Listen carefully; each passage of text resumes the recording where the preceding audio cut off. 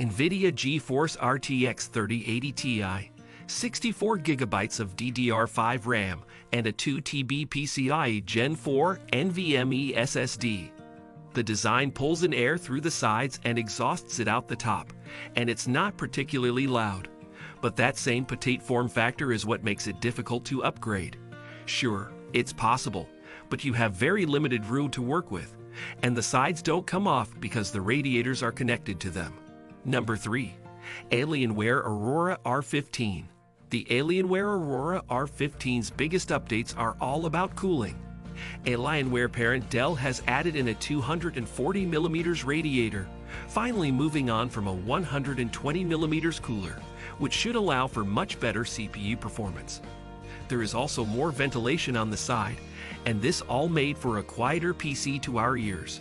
It's not much of a surprise that with an Intel Core i9-13900KF and an NVIDIA GeForce RTX 4090, the Aurora plowed through our benchmarks measuring gaming and productivity performance.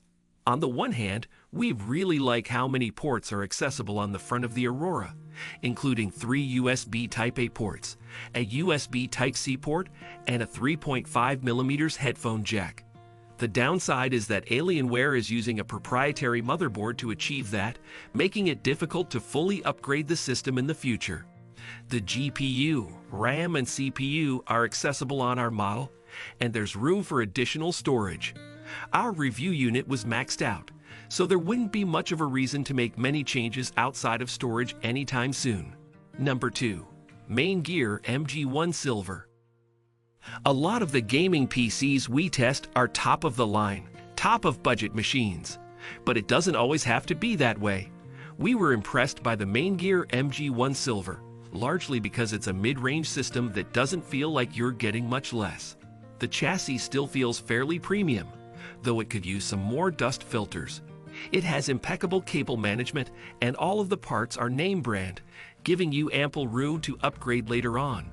And there's no bloatware on the system, so you don't have to spend time uninstalling lots of junk before you get to gaming.